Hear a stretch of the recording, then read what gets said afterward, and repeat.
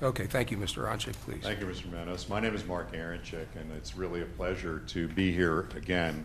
Some of you may know that I used to represent the township on some of your biggest controversies over the years, and I certainly have spent a lifetime, 25 years, in Lower Merion, working for, all kinds of good things in this township, from Little League fields to tax assessments to the easy stuff to the hard stuff. I am really honored to be here, to be asked to be here to speak in behalf of proceeding with what Mr. Goodman just asked you to proceed with. And I will not, and I could not possibly do better than he did. So I won't repeat all that, but I do want to bring some relevant points of view. This is an issue that I have worked on for practically my whole professional life. Some of you know that I used to be the city solicitor for Philadelphia in the Bill Green administration. And later I was the chancellor or the president, to use a better word, of the Philadelphia Bar Association, representing 20,000 lawyers. And in both capacities, I worked really hard to advance this cause, and I'll tell you why in a minute. But in the early 80s, Philadelphia became a national leader, and we had included in our non-discrimination ordinances sexual orientation. And then later, under my friend Ed Rendell's administration, we added gender identity. So Philadelphia has been at this for a long time, almost 30 years. And it has been great, just great, for the city of Philadelphia. As bar president, I advanced non-discrimination policies in law firms and in every other place that lawyers had an impact on the hiring and et cetera of lawyers. Same issues, same thing. And all I heard back was, thank you. This was a really good thing for us. And here's why it was a really good thing. 4 points I want to make.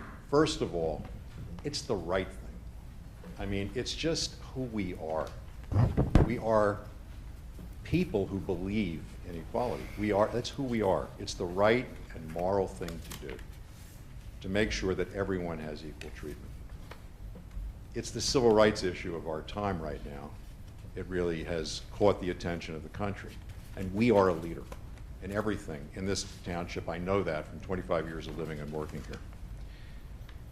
It is good business. Let me tell you, in the city of Philadelphia, when it became LGBT friendly in its laws, it was part of the revival of Center City, Philadelphia. All kinds of people came in with all kinds of money, investing and wanting to be part of that city. And there are people, sociologists, who have written about that, and it is true in other cities that do similar things.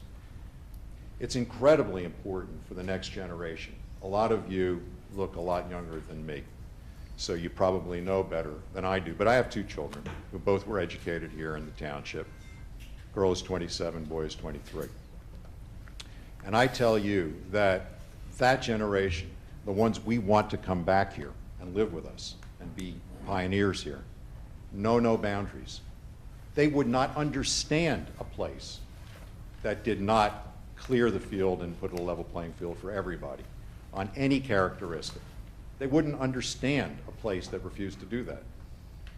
And we don't want to say that to our generation. We want the Jason Goodmans to come here and to make these kinds of speeches on all kinds of issues.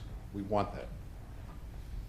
And I tell you, and I have heard it, I heard it in my own personal professional life when I was city solicitor. I heard it when I worked with the Pittsburgh city solicitor and asked him, and they adopted a similar ordinance. I heard it when I was bar chancellor. It is the standard thing that you hear when people are asked to change. Is it legal? Is it workable? Will it cost us money? Do we really need it? It is legal. It is eminently workable. I mean, all kinds of people. I would be happy to be one of your commissioners for free if you passed a commission.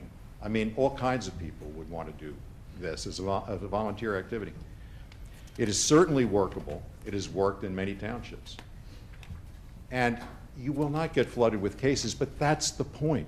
When you make a statement and you say what your principles are and what you stand for, people stop doing crazy things, and you wind up not having cases.